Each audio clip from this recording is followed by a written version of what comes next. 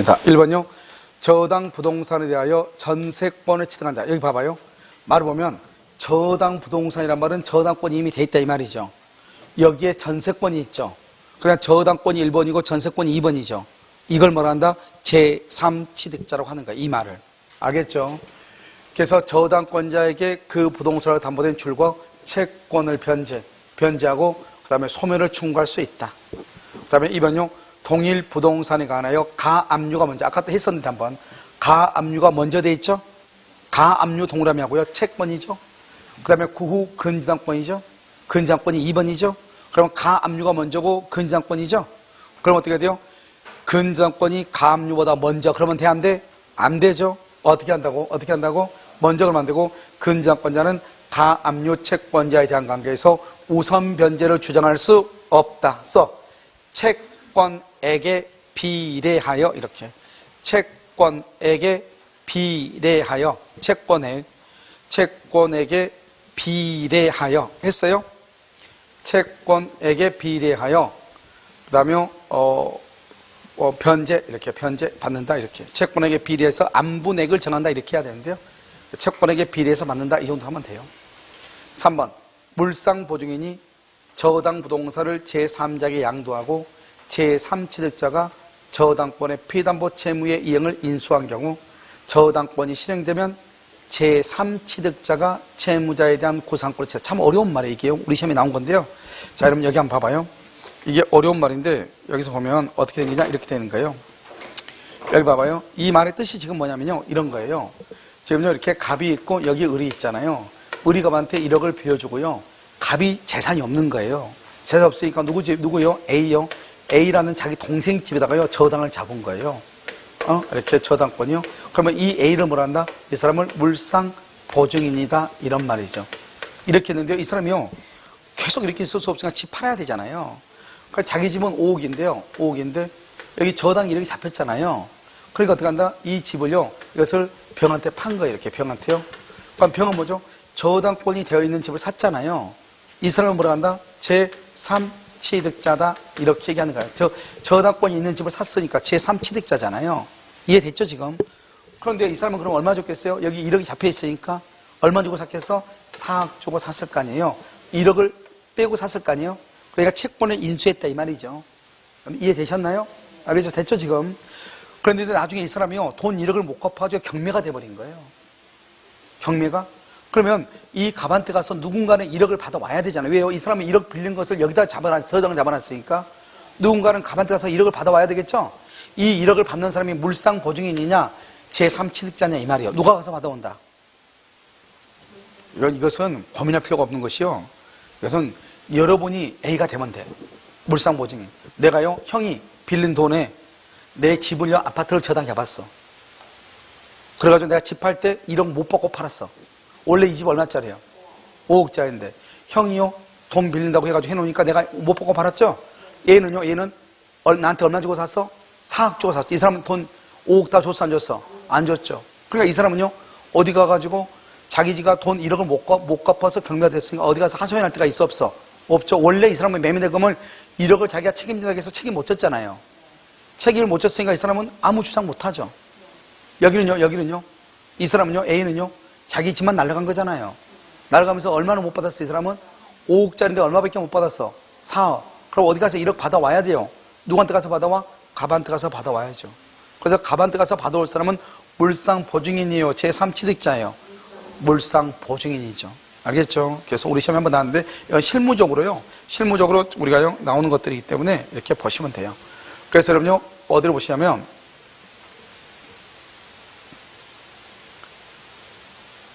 자, 여기 보시면, 지금요, 여기 몇 번이죠? 지금 3번이죠? 3번. 물상보증인이 저당 부동산을요, 제3자에게 양도하고, 제3취득자가 그 피담보 채무의 이행을 인수했단 말이죠. 이 사람이요. 그러면 저당권이 실행되면은, 누가요? 제3취득자가 그러면 안 돼. 뭐라고 해야 된다? 물상보증인이 이렇게. 이해됐죠? 자, 4번은요. 저당 부동산에 관하여 이해관계인이 없는 경우 이렇게 돼 있나요? 이해관계인이 없는 경우 원본의 이행기를 경과한 후 1년분 이상의 지연손해예요. 지연손해. 1년분 이상의 지연손해. 알겠죠? 지연손해에 대해서도 저당권의 효력이 말한다. 미칠 수 있다. 이런 방법에 우리가요, 지연배상은 1년분이라고 그랬죠? 그 1년분은 채무자는 전부로 갚지만 왜 1년분이냐? 후순위 권리자 때문에 그렇다. 이렇게 있잖아요. 그런데 지금 여기는요, 이해 관계인이 없는 경우, 그 말은 후순위 권리자가 없는 경우 이 말이죠. 이럴 때는요, 경매대금에서 다 받을 수 있죠. 5번은요, 피담보 채권이 저당권과 분리되어 양도가 됐다. 채권의 처분에 따르지 않는 저당권은 자동으로 소멸해. 왜요? 저당권은 종된 권리죠. 저당권은요, 빌려준 돈이 있을 때만 저당권이 있는 거예요. 만약에 빌려준 돈을 다 갚아버리면 돈이 없죠? 그럼 저당권은 자동 소멸해. 그러니까 이 사람이 채권을 넘길 때 저당권을 빼고 채권만 넘겼다 이 말이죠. 그러면 저당권은요, 채권이 있어 없어? 없죠. 그러면 소멸하는 거죠. 알겠죠? 소멸한다 이렇게. 정답 몇 번이다? 3번 이렇게. 자, 제3취득자 이제 나왔죠? 제3취득자 봐봐요. 제3취득자는요, 변제기 후 채무자의 의사에 반해도 피담보 채무를 변제하고, 그 다음에 저당권을 말소하고, 그 다음에 채무자에게 구상권을 행사한다. 그런데 만약 경매가 되면 어떻게 된다? 경매인이 될 수 있고, 만약 경매가 되면요, 우리가요, 최우선 변제보다 더 먼저 필요비, 유익비에 대해서 비용을 받을 수 있어요. 알겠죠? 이런 보통요, 우리가요, 만약에 한 2억 5천이다. 2억 5천이다 그러면요, 그냥 이렇게 보시면 돼. 2억 5천짜리다 그러면 한 저당권 실행 비용은 250 정도 든다. 이렇게 보면 돼. 1억이다 그러면 100. 만약에 경매대가가, 알겠죠? 1억 5천이다. 피채 뭐죠? 1억 5천. 그러면요, 얼마다? 150. 이 정도 생각하시면 돼요. 그냥 간단하게. 알겠죠? 그런데요, 지금 여기서 보면 1번. 저당 부동산에 대하여 지상권을 취득한. 여기 봐봐. 저당 부동산이 1번이죠. 지상권이 2번이니까 1번 저당권이 있고 지상권, 전세권 매수한 사람. 제3취득자죠. 저당권자에게 부동산으로 담보된 채권을 변제. 그 다음에 변제하고 구상권을 채무자한테 행사할 수 있고. 2번 저당물의 제3취득자가 부동산의 유익비 비용이죠. 그러면 경매대가에서 우선상환, 이 우선상환을 최우선 변제보다 먼저 받을 수 있어. 알겠죠? 최우선 변제보다. 3번 저당 부동산의 전세권을 취득한 자가 목적물에 필요비를 지출했다. 그렇게 돼 있죠? 목적물에 뭐를 지출해? 필요비를 지출하였다면 전세권자는 저당 목적물의 매각대금에서 그 비용을 말 수 있다. 우선 상환 받을 수 있다 없다? 있다. 알겠죠? 그래서 매각대금에서 비용을 똑같아. 지금 2번하고 3번하고 똑같아. 봐봐. 저당 부동산의 전세권이죠. 여기 봐봐요. 저당 부동산의 지상권이죠. 저당 부동산을 취득한 사람이죠. 똑같아. 다 제3취득자란 말이에요. 그 다음에 4번은요. 저당물의 소유권. 봐봐. 저당물이란 말은 저당권이 있다는 거죠. 그것을 샀다 이 말이죠. 미수인이죠. 그러면 제3취득자란 말이에요. 이 말이. 알겠죠? 그래서 경매인이 될 수 없다. 틀렸어. 4번. 있다. 이렇게. 5번. 저당물을 매수한 자. 똑같아. 항상 여러분 저당물이란 말이 뭐라고 그랬죠? 저당권이 설정된 이 말이죠. 그러면 저당물을 매수한 자는 채무자의 의사에 반하여 저당권자에게 담보한 부동산으로 담보된 채권을 변제하고 저당권의 소멸을 말 수 있다. 청구할 수 있다. 아시겠죠? 제3취득자 잘 알고 있어야 돼. 항상 지문이 나와. 죄송해요. 정답 몇 번이죠? 4번. 240번요. 물상 보증인이 저당물에 필요비를 줬죠. 봐봐. 여기 우선 상환을 받는 것은 아까 우리 매각되면서 우선 상환을 받은 사람은 물상 보증인이에요. 제3취득자예요. 제3취득자. 그러면 여기 1번 물상 보증인은 제3취득자가 아니죠. 우선 상환을 받을 수 있어요? 없어요? 없다. 이런 말이죠. 없다. 1번 틀렸죠. 여기 봐봐. 여기 똑같죠? 저당물이라고 돼 있죠? 그러면 저당물이란 말의 뜻이 뭐예요? 저당권이 있다 이 말이죠. 그것을 소유권을 취득한 사람을 뭐라고 한다? 제3취득자죠. 제3취득자는 경매 절차에서 매수인이란 말이 뭐죠? 매수인, 경매인이 될 수 있다. 아시겠죠? 자, 3번. 저당권자는 목적물 반환 청구. 왜요? 반환 동그라미 반환 청구권이 없어. 왜요?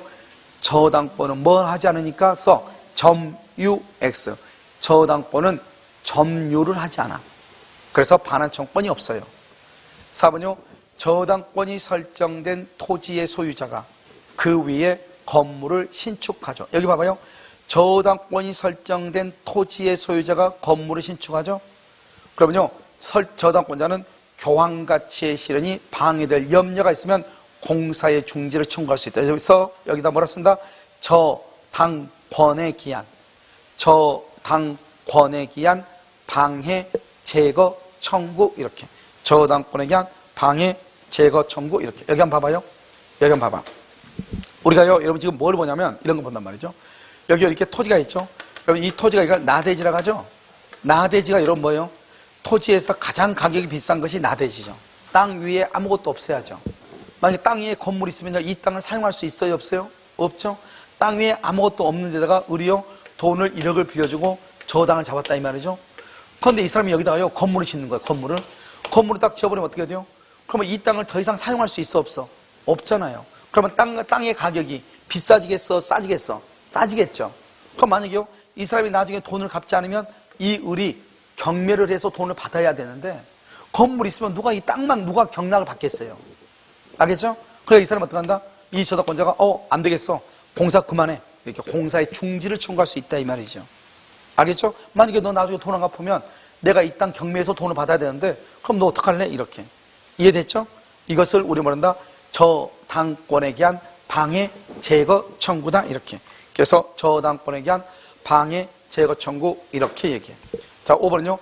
경매 기입 등기 이전에 대항 요건을 구비한 소액 임차인은 줄거 보증금 중 일정에 이 보증금 중 일정을 말한다. 최우선 변제라고 하죠. 최우선 변제. 최우선 변제를 받을 수 있다. 여기 봐봐요. 여기 한번 봐봐. 우리가 여러분요 매각대금이 나오죠. 매각대금이 나오면 여기서 이제 순서대로 돈을 받아가야 되죠. 순서대로 매각대금이 나오면. 그럼 돈을 어떻게 받아가는 거죠? 매각대금은 순서대로 돈을 받아가는데 먼저 저당권 실행비용. 경매대금에서 5억이 나오면 실행비용을 먼저. 그래서 실행비용. 보통 5억 정도 나오면 저당권 실행비용 얼마 정도 된다? 그냥 500이다. 이렇게 생각하면 된다고 그랬죠. 그 다음에 뭐가 나온다? 제3취득자. 방금 우리 배웠죠. 제3취득자의 비용상환 청구권을 빼. 그 다음에 여기서 뭘 뺀다? 주택임대차, 상가금리차, 최우선 변제권. 최우선 변제권을 빼. 서울시에서는 얼마? 1억 1000 이하는 3700까지. 그 다음에 이러면 당해세를 빼. 그 다음에 뭐를 뺀다? 우선 변제권을 빼. 이렇게.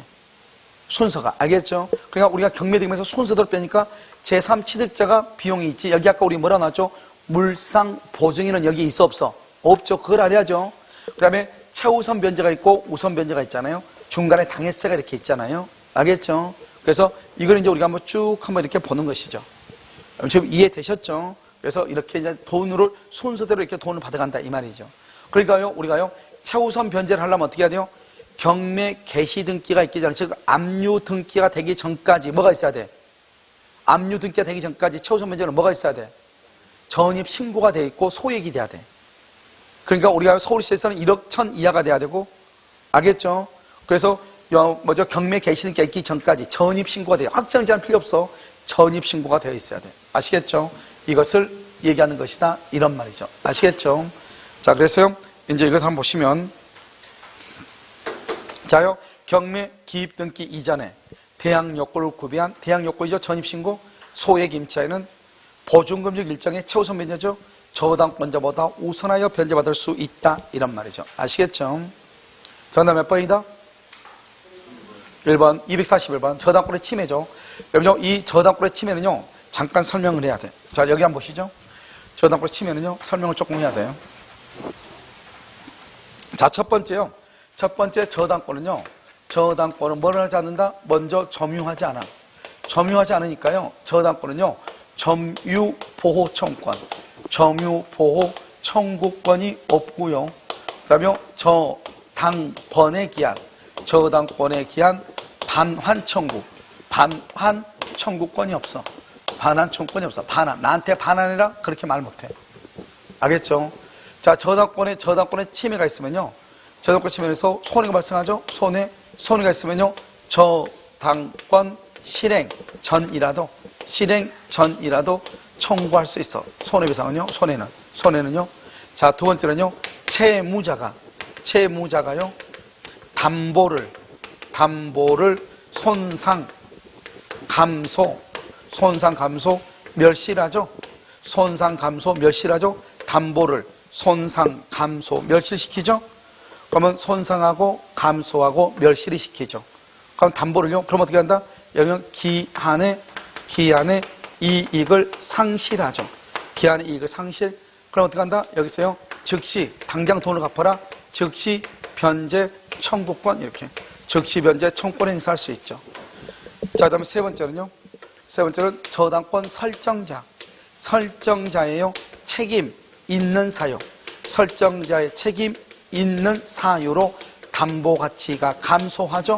담보 가치가 감소. 그러면 상당한 담보 제공을 청구를 해. 상당한 담보 제공을 청구 이퀄 이것을 뭐란다? 담보물 보충 청구권이다. 이렇게 얘기해. 담보물 보충 청구권 이렇게. 자, 그럼 봐봐.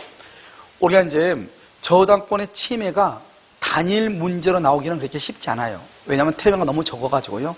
그런데 여기서 보면은 여러분 설정자하고요 채무자는 다르죠. 채무자도 설정자가 될 수 있지만 설정자 수에는 또 누가 들어가죠? 채무자뿐만 아니라 물상 보증인도 들어가는 거잖아요. 알겠죠? 설정자의 책임 있는 사유로 담보 가치가 현저히 감소하면은 담보물 보충을 청구하고 담보물을 보충했다고 하는 것은 더 이상 피해가 있어요, 없어요? 없죠. 보충했으니까. 그래서 손해배상을 청구를 못해. 그런데요, 즉시 변제를 청구하고 손해가 있으면 손해배상을 청구할 수 있다 이 말이죠. 그래서요, 우리가 기한의 이익을 상실한다고 했을 때 우리가 민법 총칙에서 이게 그대로 나와. 민법 총칙. 알겠죠? 우리가 이제 여기 끝나면 이제 민법 총칙의 문제를 보겠지만은요. 알겠죠? 그래서 이것을 저당권의 침해에 관한 것이다. 이렇게 한번 보죠. 자요, 1번. 선순위 저당권이 소멸된 경우 후순위 저당권자는 선순위 저당권의 말소 등기를 말 수 있다. 청구할 수 있다. 그래서 방해, 제거 청구 이렇게. 왜요? 우리나라는 참 특이하게 다른 나라하고 달라가지고요. 저당권의 순위가 승진을 해.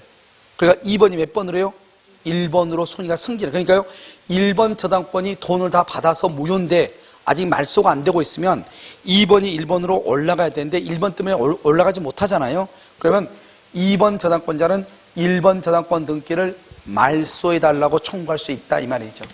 2번 저당물의 제3자 명의로 원임. 이게 좀 이건 여러분요 약간 어려운 말이에요. 약간 여기 한번 봐봐요. 이 말의 뜻이 뭐냐면 이런 것이에요. 자 보면 우리가 등기부가요. 이러면 등기부가 갑구가 있고요. 여기요 울구가 이렇게 있잖아요. 울구요. 울구가 있으면 내가요 A가요 저당권자요. 저당권자. 아 그런데요 여기요 1번에 원래 소유자가요 1번 갑에서요 2번 을인데요 3번 병이라는 놈이 등기소를 위조해서 등기를 딱 가져간 거예요. 병이요. 등기소를 위조해서 그러면요 이 울구의 이 A 저당권자가 이 등기 위조했죠. 이 등기를 말소해달라고 청구할 수 있는가 이 말이죠. 청구할 수 있다 없다. 우리가 항상 내가 저당권으로 뭔가를 침해를 제거하려면 내가 침해받은 게 있어야 돼. 침해받은 게. 알았죠? 이 저당권은 지금 침해받은 게 있어 없어? 있어? 자기가 1번이잖아요. 여기 울구잖아요. 울구. 여기는 소유권이고. 침해받은 것은 을이 침해받았어? A가 침해받았어? 을이 침해받았죠. 을이 소유자인데 등기는 갑구잖아요. 이 을이 자기가 소유자인데 을의 것을 병이 등기소를 위조해서 가져갔으니까 을이 침해를 받았죠. 여전히요 누가 소유자다? 을이 소유자인데 등기는 누가 앞으로 돼 있어? 병 앞으로. 그러니까요 을이 병한테 등기 말소해달라 이렇게 해야지. A는 침해받은 게 없잖아요. 자기는 저당권 1번으로 그대로 있는 거잖아요. 그러니까요 여기요 저당권이 있는데 갑구에서 소유권이 불법으로 이전됐다고 해서 저당권자가 등기의 말소를 청구할 수가 있다 없다? 없다 이 말이죠. 알겠죠? 그래서 등기의 말소를 청구할 수가 없는 거예요. 한번 볼까요? 여기요. 저당물의 제3자 명의로 원인 무효의 등기, 원인 무효의 소유권 이전 등기, 소유권 이전 등기가 있어요. 소유권이 갑구죠, 갑구.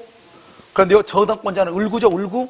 저당권자가 그 등기 갑구 등기 말소를 청구할 수 있다, 없다? 없죠. 저당권자는 을구에 그대로 있는 거잖아요.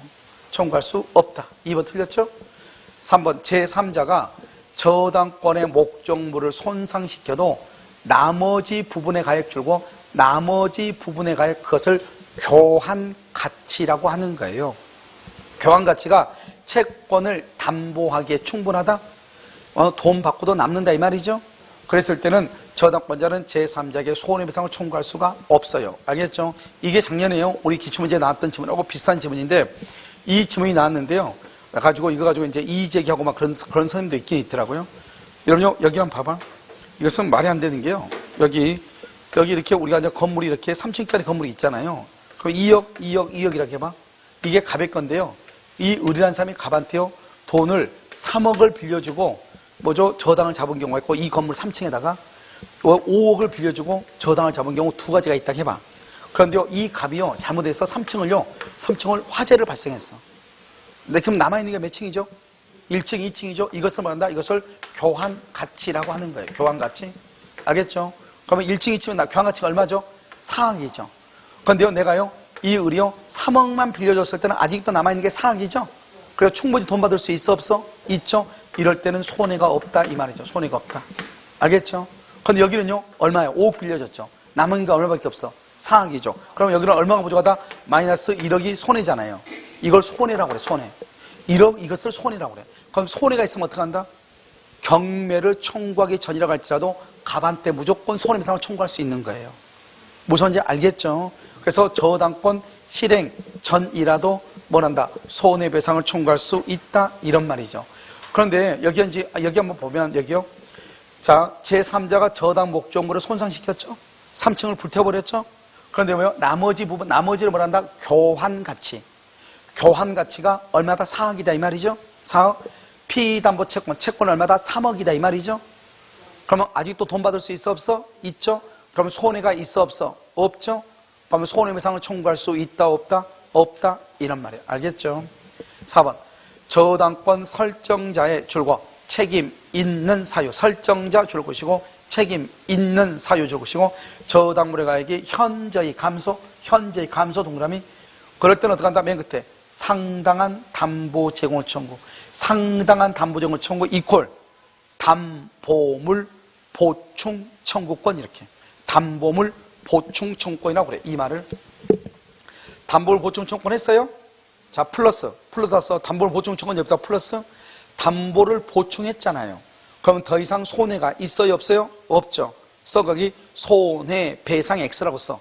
담보물을 보충을 하게 되면 손해배상 X, 이렇게 손해배상 X다, 이렇게. 아시겠죠? 자, 5번 채무자가 저당물을 손상 멸실 줄고 저당물을 손상 멸실 맨 끝에 기한의 이익 상실 줄고 그러면서 거기다가 즉 기한의 이익 상실하니까 당장 돈 갚으라고 해야 되겠죠? 즉시 변제 청구. 즉시 변제 청구 플러스 손해가 있으면 손해배상 청구. 손해가 있으면 손해배상을 말할 수 있다. 청구할 수 있다. 이런 말이에요. 손해배상 청구할 수 있다. 무슨 말인지 알겠죠? 자, 그렇게 됐죠? 그래서 정답 몇 번이다? 2번 이렇게. 자, 피담보 채권의 범위죠? 그럼 피담보 채권의 범위는 이제 피담보 채권이 어떻게 되냐 이 말이죠? 채권 봐봐. 먼저 우리가 피담보 채권 하기 전에 먼저 예습을 하면은 피담보 채권은요, 원금, 이자, 위약금. 다시 원금, 이자, 위약금은 등기해야 돼. 그 다음에 저당권 실행비용 등기한다 안 한다? 안 해. 그 다음에 또 뭐가 있다? 지연 이자 몇 년분? 1년분. 누구 때문에 1년분? 후순위 때문에, 이해관계인 때문에. 이해관계인이 없으면 1년분이다 전부 다 전부를 배당받는다. 됐죠? 자, 1번 저당 목적물의 하자로 인한 손해배상.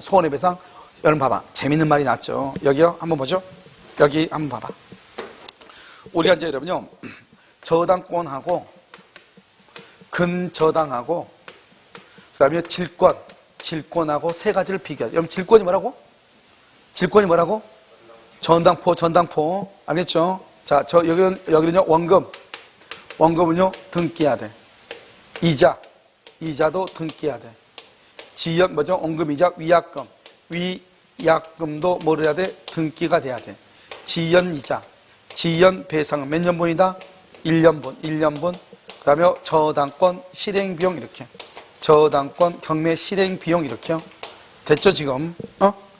자, 그 다음에 이제 여기서 근저당은 등기 없이도 이자도 등기 없이도 원금도 등기 없이도 다 채권 최고액의 범위 안에서 담보가 다 돼.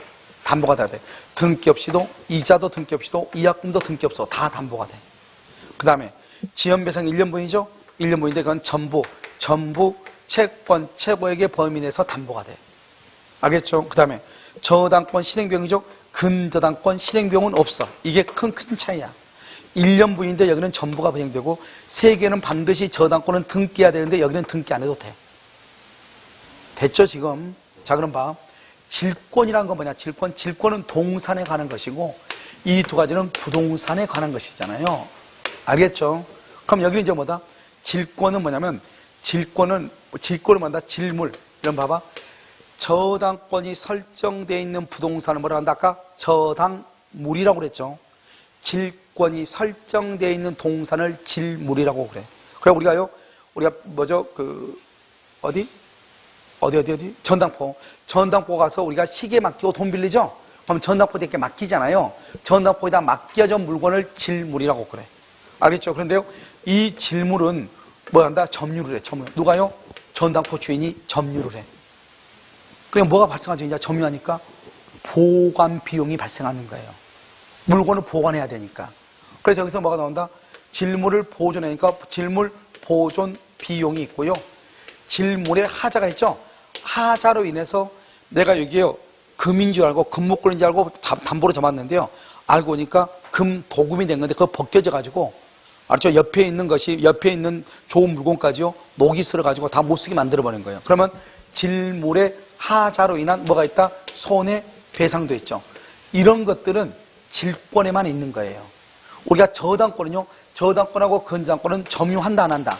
점유한다 안 한다? 안 하죠. 안 하니까 저당물 보존 비용이라든가 저당물의 하자로 인한 손해배상이라든가 이런 말이 여기에는 나올 수가 있어요 없어요? 없단 말이죠. 알죠? 이것은 어디에만 나올 수 있다? 질권에만 나올 수 있다 이런 말이에요. 어디만 나올 수 있다? 질권에만 이렇게. 무슨 말인지 알겠죠? 그래서 이것은 있다 없다? 없다 이런 말이에요. 이해되셨죠? 그래서 이것을 질권에만 있다 이렇게. 됐죠? 그럼 여기 반지. 여기서 이제 우리가 보시면 여기요.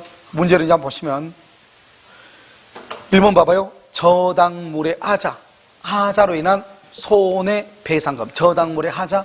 그럼 저당 목적물의 하자란 말은 나와 안 나와? 안 나온다고. 왜? 저당권은 뭐 하지 않으니까? 점유하지 않으니까. 이건 어디만 나온다? 질권에만 나온다 이 말이죠. 아시겠죠? 그래서 이게 우리 시험에 나왔단 말이죠. 29회인가 30회인가. 알겠죠? 자, 그 다음에요. 여기 장래의 특정한 채권 있죠? 장래 특정한 채권 줄거 봐. 이걸 보통 저당권이라고 그래. 그런데 장래 불확정 채권 그러면 불확정 그것을 근저당권이라고 그래요. 아시겠죠? 그 다음에 위약금은 저당권에 의해서 담보될 수 있는데 위약금 줄 것이고 플러스 등기가 돼야 돼. 그 다음에 4번은요. 저당권은 채무 불이익으로 인한 손해배상도 담보하지만 채무 불이익으로 인한 손해배상 줄 가로 묶어봐.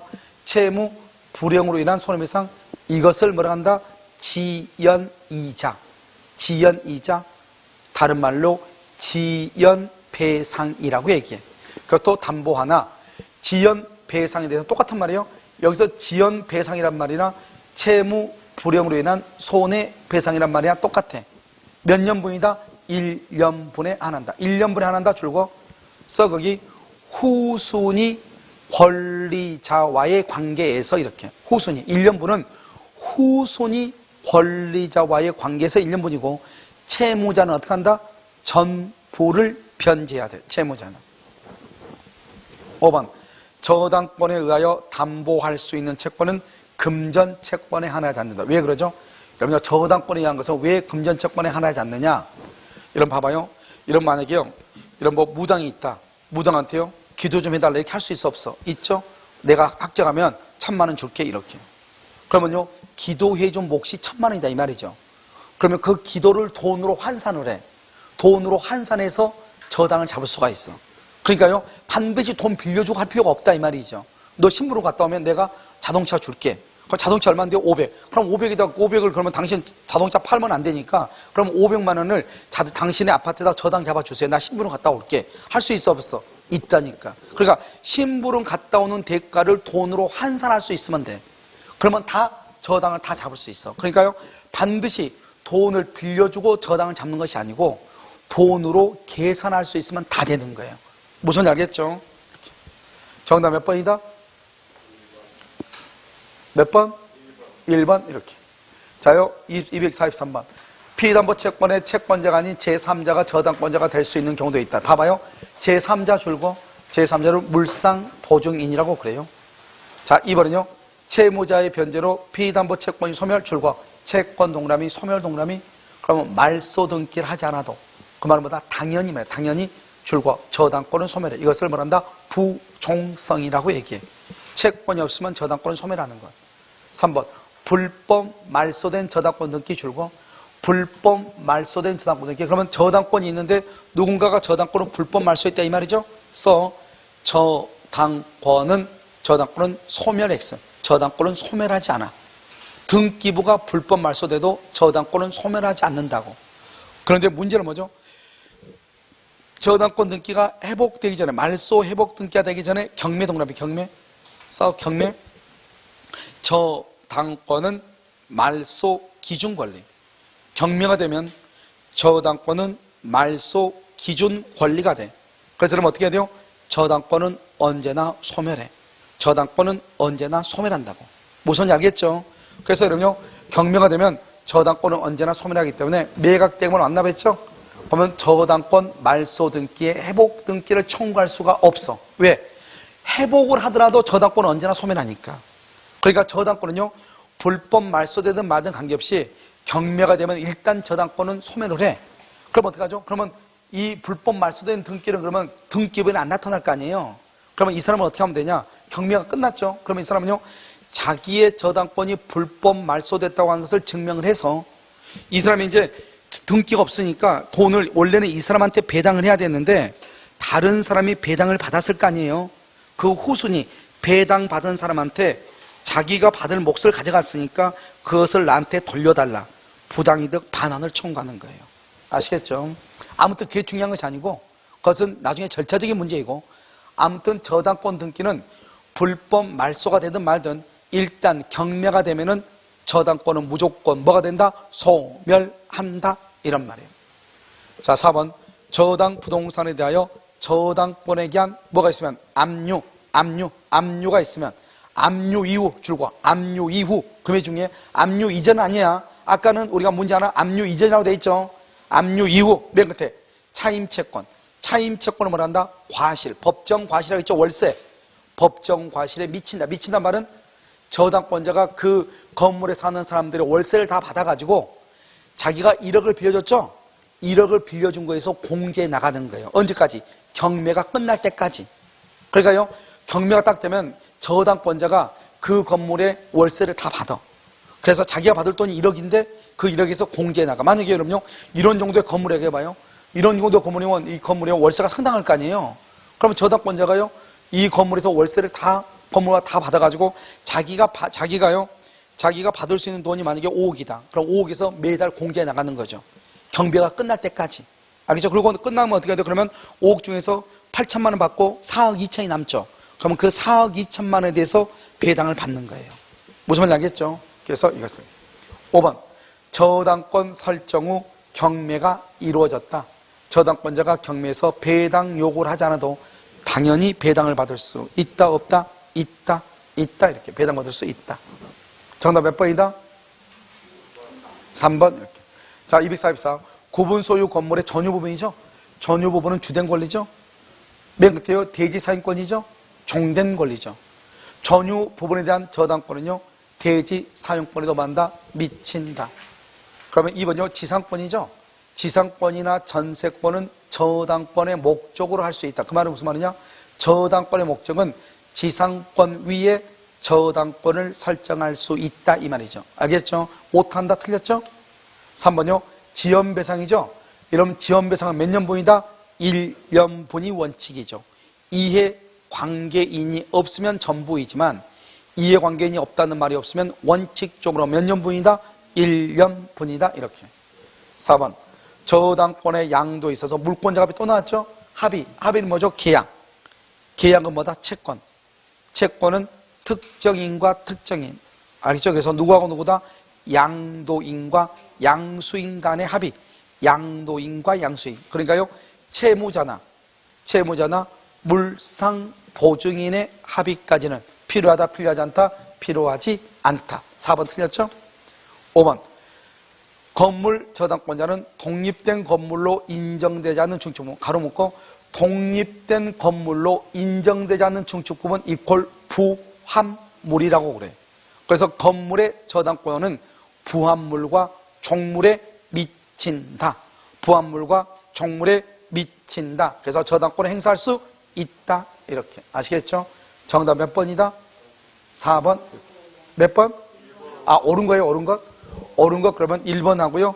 여기 5번 이렇게. 알겠죠? 5번. 1번과 5번 이렇게. 자, 245번부터 근저당이에요. 자, 지금부터요, 근저당을요, 잠깐 설명하도록 그렇게 하겠습니다.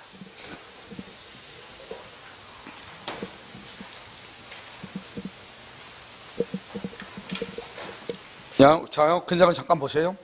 자, 근저당을 보면은, 근저당은요, 이렇게 먼저 저당권을 봐. 저당권 우리가 방금 봤죠? 저당권은요, 1억이죠. 이거를 뭐라 한다? 피담보 채권이라고 그래. 그럼 피담보 채권은요, 장래 특정 채권 1억을 빌려줬다 이 말이죠. 이것은 확정이 되어 있어요. 확정. 그래서 등기가 되어 있고요. 그 다음에 여기 갑의 건물이죠. 갑의 건물에 의료 저당을 잡아. 저당권 이렇게 등기를 하고요. 그 다음에 여기서는요, 만약에 1억을 돈을 갚잖아요. 그러면 저당권은 어떻게 된다고? 당연히 소멸을 해. 소멸하고 등기는 뭐가 된다고? 무효가 돼.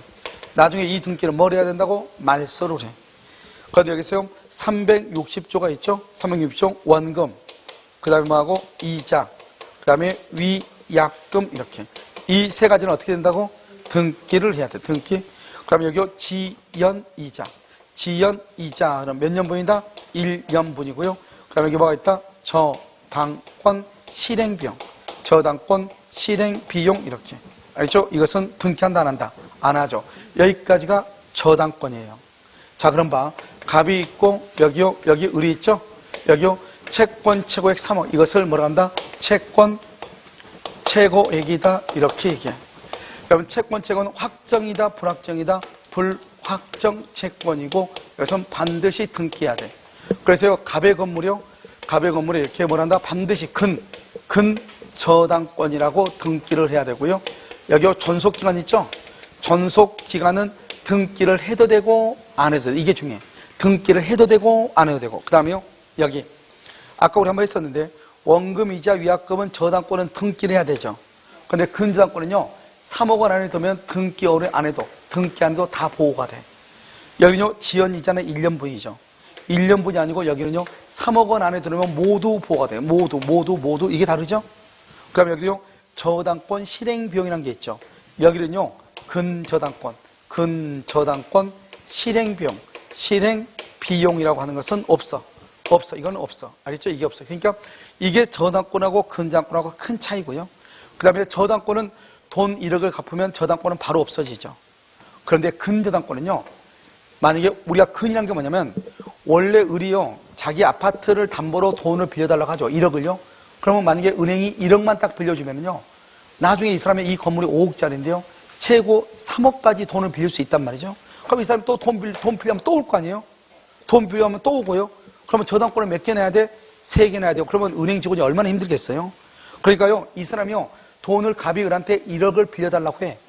1억을 빌려달라고 해도 이 을은요, 채권, 이 건물이 5억짜리면 우리가 당신한테는 최고 3억까지 빌려줄 수 있다. 됐죠? 이렇게 하면서 뭐라 한다? 그런데 지금은 현재는 내가 당신한테 당신 1억이 필요하다니 1억을 내가 빌려주겠다. 근은 뭐죠? 뿌리근이죠. 뿌리. 0원부터. 알죠? 최고 얼마까지? 3억까지 빌려줄 수 있다 이 말이죠. 언제든지요. 지금 현재는 얼마 빌려준다? 1억을 빌려주는데 아직도 2억이 남았으니 언제든지 오라는 거죠. 그러면 다시는 저당을 잡을 필요가 없죠. 이미 돼 있으니까.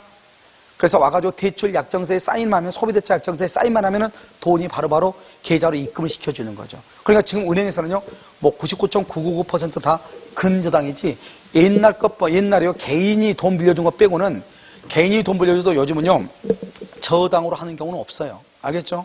100% 거의 다 뭐예요? 저당권으로 하고 있죠. 아시겠죠? 그러니까 0부터 3호까지니까 어떻게 하다 보니까 갑이 일시적으로 돈을 다 갚아가지고 0이 됐다 할지라도 0이 됐다 할지라도 근저당권은 소멸한다 안 한다? 안 하죠. 또 돈을 갚으면 되니까 빌리면 되니까요. 알겠죠? 자, 그다음에 이게 이제 불확정이니까 이런 불확정이라는 말이 뭐예요? 얼마인지 안다 모른다 아직은 모르죠. 등기가 이러면 그래서 항상 여러분이 가장 조심해야 될 게 뭐죠? 우리가 이제 부동산 실물을 할 때 여기 등기가 채권 채권이 3억이 돼 있어. 그럼 집주인은 꼭 뭐라고 하냐? 이게 건물 5억짜리예요. 3억이 돼 있어. 근데 여기 들어올 사람 전세권자, 전세가 그 다음에 들어올 사람은 2억 5천이 들어와. 아, 시가는 5억인데. 채권 3억인데. 근데 새로 들어온 사람이 2억 5천이 들어온단 말이죠. 또는 3억이 들어온단 말이죠. 그럼 어떻게 돼요? 6억이 돼버리잖아요. 그럼 집주인은 꼭 뭐라고 하냐면, 아, 나 빌린 거 3천만 원밖에 안 남았어. 이렇게 얘기해요. 그건 네 사정이고, 만약에 이 사람은요, 채권 최고의 3억이니까 언제든지 얼마까지 빌릴 수 있어? 3억까지 빌릴 수 있잖아요. 그러니까 만약에 이런 사람들은요, 이 전세로 들어온 사람이, 아, 그래요? 그렇게 하고 그냥 넘어가잖아요. 그러면 아주 큰 낭패를 보죠. 왜요? 이 사람 돈 없으면 어차피 전세금 3억 받았겠다. 우린 가서 최고 얼마까지 받아? 3억이면 2억 한 7천까지 정도 받을 수 있거든요. 그럼 받아가지고 도망가 버리면 끝이죠. 그럼 이걸 뭐란다? 이것을 깡통주택으로 하는 것이죠. 무슨 말인지 알겠죠? 그럼 난리가 나죠. 그러니까 항상 어떻게 해야 돼요? 이런 경우는 이 뭐죠? 사료 전세로 들어온 사람은 당신 돈 얼마냐? 현재 얼마냐? 물어봐야죠. 3천이다 그러면 감액해달라고 하죠. 감액. 채권 최고를 감액 등기해달라고 해야죠. 그러면 감액 등기하면 3천이면요. 한 5천 정도로 5천이나 5천 정도 잡을 거예요. 100 한 20%, 30% 잡으니까요. 그러면 채권 책을 5천에서 잡으러 가죠. 그러면 이 사람은 아무튼 은행은 최고 가져간다고 해도 얼마 가져가? 5천밖에 못 가져가죠? 아, 그러면 내가 3억으로 들어와도 안심이 돼, 안 돼? 되잖아요. 그것을 뭐란다? 우리는 변경 등기다. 실무상에서는 뭐라 한다? 감액 등기한다. 이렇게 얘기해. 알겠죠? 그래서 은행 가서 반드시 감액을 등기하고 그 다음에 전세가 들어와야 돼. 만약 그렇지 않고 만약에 그냥 가면 난리가 나는 거죠, 나중에. 그러면 갑이요, 내가 할 테니까 걱정하지 말라고 그러죠, 보통. 그런데 나중에 보면 되어있다, 안 되어있다? 안 되어있죠. 그럼 중개사고가 발생하는 것이에요. 무슨지 알겠죠? 큰일 난다. 자, 그래서요, 지금은 얼마인지 모르니까 불확정이죠. 그러니까 어떻게 해야 돼요? 반드시 뭐 하는 게 중요하다? 확정시키는 게 너무너무 중요해요. 확정시키는 게. 그래서 여러분요, 어떻게 돼요? 확정이 되면 봐봐. 저당권은 확정이 되면은 저당권이죠. 불확정이면은 근저당이죠. 근데 지금 확정이 됐죠? 그러면 근저당이 뭐로 바뀌어? 저당권으로 바뀌어. 그래서 판례가 확정이 되면 저당권이 근저당권이 저당권으로 바뀐다. 저당권으로 바뀌어서 경매가 돼. 경매가 되니까 저당권 실행 비용은 있어도 근저당권 실행 비용은 있을 수가 있다 없다? 없다. 그래서 근저당권 실행 비용은 없는 거예요. 아시겠죠? 그 다음에 우리가요, 그럼 확정을 어떻게 확정시키냐? 확정은요, 봐봐요. 전속기간이나 결산기가 있으면 확정이 돼. 그 다음에 뭐냐면 파산선고, 파산. 여러분, 개인 파산은 거의 안 받아줘요, 요금은. 예전에는요, 개인 파산이 많이 받아줬죠, IMF 때는요. 그러니까 IMF 때 개인한테 뭐 돈 빌리고 막 했던 사람들 크게 이익을 봤죠. 요즘은 절대 안 받아줘. 알겠죠? 절대라면 좀 이상하네요. 아무튼 어느 정도가 돼야 되냐면 요즘 개인 파산을 받으려면 일단 국가로부터 보호를 받는 최상위 계층이 돼야 돼. 국가로부터 뭐 돈 주는 게 있죠. 뭐 잘 못 사는 사람 돈 주는 사람이 있죠. 그 다음에 나이가요 95세가 돼야 돼. 무슨 말이다? 노동력이 없어야 돼. 내 말은 무슨 말인지 알겠죠? 꼭 95세가 아니고. 그래요. 요즘은 개인 파산은 없다고 보시면 돼. 거의. 알겠죠? 그 다음 뭐다? 회생 절차. 이 회생 절차도 개인 간 거래에서는 거의 없다고 보시면 돼. 상대방이 승낙을 안 해주면 회생 절차 못해요. 근데 옛날 IMF 때는 이런 것이 그냥 뭐 개인 간 채무고 뭐 은행 채무가 다 됐거든요. 그러니까 지금은 거의 안 돼요. 지금 되는 것은 다 어떤 거다? 그것은 은행 채무는 회생 절차가 되죠. 알겠죠? 그래서 이런 것은요, 하면은 되고, 파산 절차가 된다. 그래서 이 두 가지가 예전에요, 한 우리가 뭐 IMF가 끝나고 얼마 안 됐을 때는 연속적으로 2번, 3번 시험이 나왔어. 다음 주에서 근저당권의 피담보 채권이 확정되는 거. 요즘은 안 나오죠, 잘. 알겠죠? 이런 경우는 요즘은 아예 받아줘 주지 않으니까요. 알겠죠? 개인 채무는요. 그 다음에 확정이 되죠? 그럼 봐요. 이렇게. 갑이 있고, 여기 A가요, 근저당이다. 근저당. 여기 B죠? B가요, 근저당이 이렇게 있다. 그 다음에 또요, 여기요, 여기 이렇게 있죠? 여기요, C가 근저당이 있고요. 그 다음에 여기 D가요, 근저당이 있다. 이렇게. 그 다음에 또요, 여기 또 갑이 있고요. 여기요, E가요, 근저당이 있다. 여기요, F가요, 저당권이 있다. 이렇게. 자, 이렇게 이제 세 가지로 한번 봐. 먼저 봐봐요. 항상 있잖아요. 이 사람이 경매를 청구한다. 경매를 청구하죠. 그러면요, A는요, A는 경매 청구 시 경매를 청구할 때 확정이 돼. 그런데 A가 경매를 취하하죠. 경매를 취하해도 번복된다, 안 된다? 번복되지 않아. 알겠죠? 자, 그 다음에 두 번째. 그러면 이 사람이 경매를 청구했잖아요. 그러면 이 후순위는 언제? 매각, 대금, 완납 시. 매각, 대금, 완납 시 확정이 돼. 자, 그 다음에. 이번엔요, 여기. D 후순위. 두 개 중에서 이게 후순위죠? 후순위가 경매를 청구해. 경매를 청구하면요, D는 언제? 경매 청구 시. 경매 청구 시 확정이 돼. 알겠죠? 경매를 취하해도 번복이 된다, 안 된다? 번복 안 돼. 그런데요, 경매를 청구하지 않는 선순위. 이 사람 선순위죠? 선순위는 언제? 매각, 대금, 완납 시 확정이 돼. 매각, 대금, 완납 시. 내가 지금 얘기하려고 하는 게 뭐예요? 순서에 관계없이 누군가는 아무튼 근저당권자가 경매를 청구하면 그 사람은 경매 청구 시. 경매를 청구하지 않는 다른 근저당권자는 순서에 관계없이 현재 매각대금 완납시. 이해됐나요? 그 다음에 여기는 둘 다 근저당권이지만 여기는 근저당이고 여기는 저당이죠. 이 저당권을 뭐란다? 후순위라고 그래. 후순위가 경매를 청구하죠. 후순위가 경매를 청구하면은 근저당권은 언제? 이 사람은 언제? 경락대금 완납시. 이 사람이 경매 청구하면 아니잖아요. 경락대금 완납시. 이해됐나요? 그러니까 항상요, 어떻게 생각한다? 항상 간단해. 경매를 청구한다. 그 사람은 경매 청구 시. 경매를 청구하지 않는 사람은 매각대금 완납시. 이해됐죠? 여기서 가장 시험에 잘 나온다고. 알겠죠? 예전에는 여기에서 시험이 좀 잘 나왔는데 지금은 이런 게 없잖아요. 여러분요, 개인회생 이제 참번 하려고 하죠? 여러분 거의 1년 넘게 걸려요. 알겠죠? 그건 거의 받아주지 않는다고 생각하시면 돼. 자, 여기 확정되면요, 어떻게 돼요? 확정되죠? 언제요? 2월 1일 날, 만약에 1억 5천으로 확정됐어요. 1억 5천으로. 2월 1일 날, 1억 5천으로. 그럼 어떻게 해요? 2월 1일 날 돈 갚아야 돼, 안 갚아야 돼? 안 갚아야 돼? 갚아야 되죠? 그러면 어디요? 봐봐요. 3월 1일, 4월 1일, 5월 1일. 5월 1일 날 갚았어.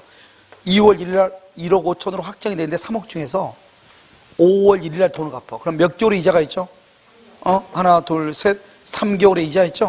3개월의 이자도 갚아야 돼. 알겠죠? 1억 5천에 대한 이자 갚아야 돼. 보통 요즘은요, 소송에서는 옛날에는 뭐 24% 이렇게 했는데 지금은요, 소송에서는 15%. 소송에서 좀 낮췄어. 그래서 소송에서 우리가 소장이 가고 난 다음에 15%. 알겠죠? 그걸 이자를 갚으면 된다. 이렇게 생각하시면 돼요. 그런데 여기 봐봐요. 여기서는요, 8월 1일이요, 새로운 채권. 새로운 채권을 얼마가 있다? 1억 있어. 1억. 새로운 채권. 이 1억은요, 봐봐. 우리는 지금 저기 3억 중에서 지금 이 짓을 하고 있는 거잖아요. 이건 아니잖아요. 그러니까 이것은 여기에 포함된다, 안 된다? 안 돼. 이것은 안 돼. 알겠죠? 이렇게. 그래서 여러분요, 우리가 근저당권에서는 거의 대부분이 다 어디에서만 시험이 나온다? 여기에서 주로 시험이 나온다. 주로. 여기가 중요하니까, 여기가. 알겠죠? 그 다음에 여기는 이제 확정됐을 때 문제잖아. 확정됐을 때. 근데 확정되기 전에 그럼 어떻게 돼요? 그럼 확정되기 전에는 그럼 얼마예요? 채권이 얼마인지 알아, 몰라? 모르죠. 확정되기 전에요, 먼저요, 채무자를 변경할 수 있는가? 채무자 변경도 문제 안 되죠. 왜요? 근저당권에서는 채무자가 누구냐가 중요한 것이 아니고 채권 채무액이 얼마로 등기되어 있냐, 이게 중요하죠. 그러니까 채무자는 중요하잖아. 그러니까 채무자가 변경되면요, 변경 전에 건 책임 안 져. 변경 후의 것만 담보를. 변경 후 이렇게. 자, 그 다음에 확정되기 전에 채무 일부를 변제해서 일부를 변제해서 채권 일부를 다른 사람한테 양도를 해서 채권을, 그래도 근저당권은 이전한다, 안 한다? 근저당권이 이전하지 않아. 왜? 돈이 얼마인지 모르니까. 확정되기 전에는 1억 5천인지 2억인지 알 수가 없으니까. 알겠죠? 이렇게. 자, 그 다음에 이제 하나 또 보시면요, 이렇게 되죠. 여기 있어요. 우리가요, 갑이 있고 여기 을이 있죠. 을이 있으면 3억을 뭐라 한다? 채권 최고액이라고 그래. 채권 최고액. 여러분, 채권 최고액 뭐죠? 이것은 등기가 되어 있죠. 여러분, 채권 최고액이란 말이 뭐예요? 최고액이 무슨 말이에요? 최고액이 무슨 말이에요?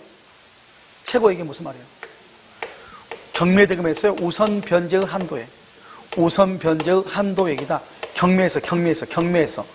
우선 변제의 한도 얘기예요. 그럼 어떻게 돼요? 여기 갑이 이렇게 있죠? 갑이 있으면 여기 뭐가 있다? 근저당이죠? 근저당이면 여기 이렇게 등기가 돼 있죠? 자, 그럼 봐봐.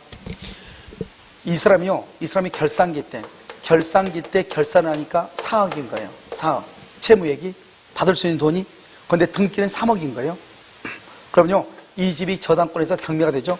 경매가 돼서 매각대금이 5억이 났어. 5억. 그러면 이 5억 중에서, 의뢰 배당금은 얼마다? 의뢰 배당금 얼마다? 이게 중요해. 배당금 얼마? 4억이고, 3억이고, 실제는 5억인데, 얼마 받아, 배당금은? 2억? 어디가 2억 있어? 3억, 4억, 5억. 등기는 3억. 실제 결산기 때 이자까지 다 오니까 4억. 여기는 5억, 경매대금 5억. 그러면 이 사람이 받을 수 있는 돈 얼마다? 3억이다. 3억이다. 등기된 것, 최고 한도. 최고는 경매대금에서 우선 변제 받을 수 있는 한도가 3억이다 이 말이죠. 그럼 그래서 우리가 나중에 문제집에 있나 모르겠네. 자, 그럼 봐봐. 우리 29회 때 시험에 치면 29회 때 시험에 갑이요, 여기 을이 있죠. 을이요, 갑한테요 1억을 빌려줬어. 1억. 그러고 나서 채권 최고가 1억 2천으로 했어. 우리 보통 그런 말 하죠. 근저당에 최고는 120에서 130이 잡혀있다. 이런 말 해, 안 해요? 이러면 다 해. 알겠죠? 그래서 1억인데 1억 2천에 근장을 잡았어. 그래가지고요, 이 갑에요 X 부동산하고 여기요 갑에요 Y 부동산이 두 개 잡았어. 그런데 여기가 먼저 경매가 됐어. 여기서. 그래서 얼마가 됐냐? 8천의 경매가 먼저 돼서 을이요 일단 8천을 먼저 받았어. 남은 돈이 얼마가 있어? 4천이죠. 4천 남았죠? 아니, 채권 최고액을 따지니까 4천 남았죠? 근데 Y 토지가 경매가 됐어. Y 토지가 경매가 됐어. 경매가 얼마 됐냐? 2억으로 경매가 됐어. 2억으로. 근데 여기서 배당 받을 때 이제 차이가 있죠. 이렇게요. 봐. 이제 Y 토지가 경매가 됐죠? 경매가 될 때는요, 이 4천짜리가요, 이자가 붙어가지고 5천이 됐어. 5천이. 알았죠? 배당할 때는요, 이자가 또 붙어서 5,500이 됐어. 5,500이 이렇게. 들었죠? 못 돈 척하지 말고. 알겠죠? 그러면요, 이 을이 2억 원에, 이 Y 토지가 2억으로 지금 경매가 됐잖아요. 이 2억 원의 경매에서 받을 수 있는 돈이 얼마다? 여러분 중요해요. 여러분 왜냐면 부동산 하고 있는데 그 집이 경매되는 경우가 자주는 있지 않지만 가끔 있단 말이죠. 그때요, 의뢰인이 와가지고 얘기하죠. 나 얼마 받을 수 있냐고. 알겠죠? 얼마 받는다? 4천이다, 5천이다, 5,500이다. 이게 중요해. 얼마 받는다? 얼마? 여기 있잖아요. 3억이란 말이 무슨 말이다? 최고 받을 수 있는 한도라니까. 여기 지금 1억 2천인데 얼마 받았어? 4천 받았죠. 남은 돈이 얼마 남았어? 8천 다 받았죠. 남은 돈이 얼마? 그래서 4천만 받는 거예요. 4천만. 알았죠? 그럼 어떻게 돼요? 그러면 4천 받으면 2억에서 1억 6천이 남잖아요. 그럼 나는 그러면 여기 1,500을 더 받을 수 있는데요, 못 받는다는 게 아니에요.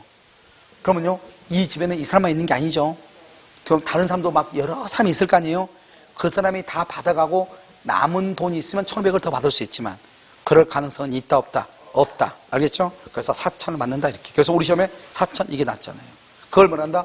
채권 최고다 이렇게 얘기를 해. 무슨 말 지금 이해됐죠? 자, 그 다음에 여기 이제 여기 근저당권이죠? 근저당권은 지금 등기가 돼 있잖아요. 그럼 등기가 돼 있으면 변제하고 말소를 청구해야 되잖아요. 등기는 3억인데 결산기는 4억이잖아요. 그러면요, 변제하고 말소를 해야 되잖아요. 그럼 여기서 얼마를 변제해? 얼마를 변제해야 돼? 얼마를 변제해야 돼? 여기서요, 변제하고 이제 지금 여기 경매가 아니에요. 지금 경매가 아니고 채권 최고인 3억인데 결산기 때 4억이란 말이죠.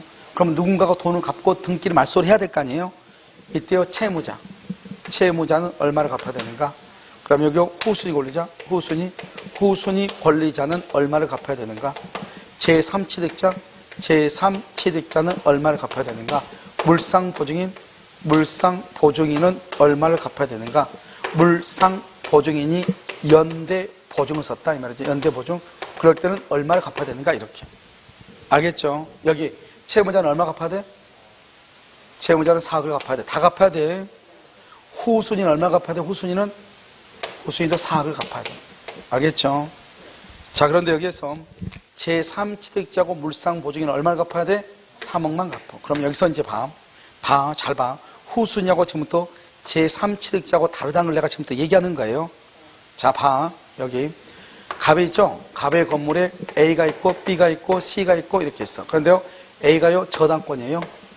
이 사람이요, 전세권이에요. 이 사람이요, 2번 저당권이에요. 알겠죠? 그럼 봐봐. 저당권이 있는 집에 전세를 들어갔죠? 이 사람 뭐라 한다? 이 사람 뭐라 그래? 제3취득자다. 이렇게 얘기하죠. 그러면 이 사람 뭐라 한다? 이 사람은 우리가 제3취득자는 딱 세 가지. 저당권이 설정되어 있는 집에 지상권, 전세권, 매수한 사람. 지상권, 전세권, 매수한 사람. 그 사람 빼고 나머지를 뭐라 한다? 후순위라고 하는 거예요. 후순위. 알겠죠? 그러니까요, 이 후순위가 여기 근장을 해봐. 후순위가 돈을 갚고 등기를 말소를 청구하려면 이 사람은 다 갚고 말소해야 돼. 그런데 똑같은 후순위죠. 똑같은 후순위인데 지상권자하고 전세권자하고 매수인을 제3취득자라고 하죠. 이 사람은 얼마만 갚으면 등기된 것만 갚으면 돼. 됐어요? 그런데 물상 보증인이 연대죠. 연대 보증하죠. 그럼 이것은 사학이야. 사학 이렇게. 알겠죠? 그래서 시험에서는 이 네 가지가 나온다. 이 네 가지. 하나, 둘, 셋, 넷 이렇게. 그런데 여러분요, 후순위. 여러분 봐봐. C는 저당권자는 후순위예요. 이 사람도 후순위라고 생각하면 안 돼. 이 사람은 제3취득자라고. 말이 달라. 그러니까요, 저당권이나 근저당권이 있고 난 다음에 지상권자, 전세권자, 저당물을 산, 우리 보통 보면 다 저당권이 다 설정되어 있는 집을 다 사죠. 그럼 우리를 다 제3취득자라고 그래. 그러니까 여러분요, 이게 왜 좋냐면, 지금 우리나라 막 부동산 정책이 막 진짜 엉망진창이잖아요. 알죠? 역대 정권에 없었던 그런 부동산 정책이죠. 알겠죠? 뭐 얼마 전에요.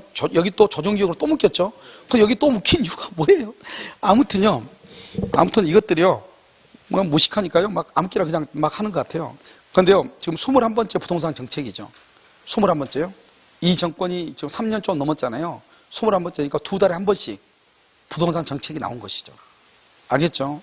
21번째. 그래서 이상종과 먼상종 하는 놈이요. 아직도 부동산 정책이 더 남아있다고 하더라고요. 그건 정말 무식한 거잖아요. 우리가 국가 정책이라는 것은 어느 정도 신뢰성이 확보가 돼야 되는 거잖아요. 그런데 아직도 부동산 정책이 남아있다고 그런 말을 하는 것은 무능함의 극치를 보여주는 거예요. 알겠죠? 그런데 아무튼 그렇다 치고 우리가 이제 만약에 부동산 정책이 바뀌어가지고 맨 처음에는 이자율이 별로 높지 않았어. 그런데 어떤 식으로 해서 이자율이 높아가지고 먼저 등기된 채권에 가고 실제 채무에 가고 그다음에 실제 거래에서 거래되는 것하고 가격이 달라질 수 있단 말이에요. 이게 우리가 보면은 옛날에 보면은 건물이요, 특히 이런 빌라 같은데 빌라 같은데 보면 건물이요 과대로 포장을 해가지고 어떻게 하죠? 대출을 받죠. 그러니까 실제로 빌라를 딱 사면은요 어떻게 돼요? 삼가 동시에 2, 3천만 원이 깎이죠. 빌라는요. 그거 왜 그래요? 이 대출을 끝까지 해주려고 하니까 어떻게 돼? 가격을 높게 잡아야 되잖아요. 그러니까 제1금융권은 그거 절대로 안 받아주죠. 그러니까 어디로 간다? 제2, 제3으로 가는 거죠, 이게요. 그렇게 해가지고 최대한 대출을 받다 보니까 이 가격이 인플레이 돼가지고 나중에 딱 입주하자마자 가격이 확 떨어지죠. 그러다 보면 어떻게 돼요?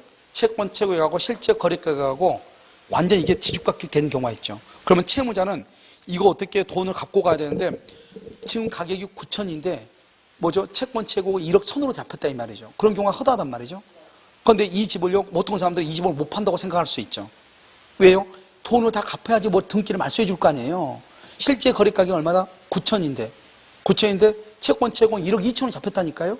그럼 이 집을 못 팔죠. 이건 당연히. 누가 사겠어요 이 집을요? 팔 수 있죠. 어떻게 하면 돼요? 이 사람은 금융권에 가지고 있잖아요. 재산은 금융권에 빚이죠. 이 사람은 어떻게 하면 된다? 나한테 팔면 돼. 얼마예요? 9천이니까 나 안 산다고 하면 되죠. 그럼 8,500원 사겠다. 그럼 8,500원 팔죠. 팔고 나서 산 사람이 매수인이죠. 산 사람이 가가지고 바로 등기를 치고 그 사람 데리고 와서 등기를 쳐. 등기를 치면 내가 노가돼. 저당권인 걸 샀죠. 그래 내가 노가돼. 제3 취득자죠. 나는 얼마만 갚으면 돼. 나는 얼마만 갚으면 돼. 실제로 등기된 금액만 갚으면 된단 말이죠. 그러니까요. 우리가 실제 이 금액하고 여기요. 실제 등기된 금액하고 실제로 나오는 이자만 포함해가지고 실제 등기는 1억인데, 8천인데, 이자가 붙어가지고 얼마 붙어 있어? 채권 8천원이 됐는데, 이자가 붙어가지고 1억 2천이 된 경우가 있단 말이죠. 알겠죠? 그러면 이 사람은 채무자는 등기 말씀 못 하죠, 절대로. 알겠죠? 그러면 그때는 어떻게 한다? 8천인데 이자가 붙어서 1억 2천이야. 그러면 제3취득자는 얼마만 갚아버리면 돼? 8천만 갚으면 되죠. 8천만. 알겠죠? 그래서 8천만 갚고, 그래서 돈을 절대로 주면 안 되겠죠. 잔금을요. 그래서 일단 내 앞으로 등기를 치고 바로 가가지고 은행 가서 8천 갚아버리면 되죠. 그건 저당권 등기 말소해달라고 해서 그러면 어때요? 4천이 벙 뜨잖아요. 그럼 은행은 난리가 났죠? 그러면 은행은 그 돈을 누구한테 받아야 돼요? 채무자 갑한테 받아야 되죠. 그래서 채무자는 지금 돈이 있어요? 없어요? 없죠. 그래서 은행권을 상대로는 개인 회생이 가능해요. 알겠죠? 은행권을 상대로. 그래서 은행권을 상대로 해가지고요. 그래서 회생 절차를 밟든지 하면 되죠. 근데 파산은 안 돼, 거의. 알겠죠? 그래서 은행권을 상대로 이렇게 해가지고 빠져나가면 된다. 이 말이에요. 알겠죠? 그러니까 우리가요, 제3취득자라고 하는 제도를 잘 이용하면은 굳이 누구도 전세권자도 제3취득자가 될 수 있죠. 그 집에 내가 전세 들어가면 제3취득자죠. 그러면 이 제3취득자인 전세를 들어간 사람도 굳이 돈 다 주고 집 사지 말고 전세를 들어가면서 저것을 대신 갚아주면 되죠. 그러면 주인한테도 유리해요, 불리해요? 유리할 수 있죠. 왜요? 없어지니까, 일단은. 무슨 말이죠? 그러면 주인은요, 나머지 빚에 대해서는 주인 책임지고, 그것은 자기 개인 채무니까 그건 자기가 알아서 해야죠. 아무튼 이 집에 대해서는 더 이상 저당권이 있다, 없다? 없죠? 그럼 내가 전세를, 예를 들어서 뭐, 원래는 전세는 8천이 들어가야 되는데, 내가 5천에 들어갈 수도 있죠. 4천에, 싸게. 무슨 말이겠죠? 그래가지고, 채권 최고의 범위 안에서 갚아주고, 그래가지고 내가 그것을 내가 소유할 수도 있죠. 무슨 말인지 알겠죠? 그러니까요, 우리가요, 전세권이나 뭐 지상권 같은 경우는 거의 없죠. 알겠죠? 그러니까 건물에 있어가지고 전세라든가 매수한 사람, 이 사람들은 뭐가 될 수 있다? 제3취득자라고 하는 제도를 잘 활용하면은 여러분들이요, 보면 팔 수 없는 건물들이 몇 개 나온단 말이죠. 그러한 건물들은요, 제3취득자라고 하는 제도를 잘 활용하면은 중개를 쉽게 할 수 있어요. 무슨 말인지 알겠죠? 그래서 그 제도를 이용하면 된다, 이 말이죠. 알겠죠? 잠깐 쉬었다가요, 근저당권하고요, 공동저당하고 문제를 풀도록 그렇게 하겠습니다. 잠깐 쉬도록 하겠습니다.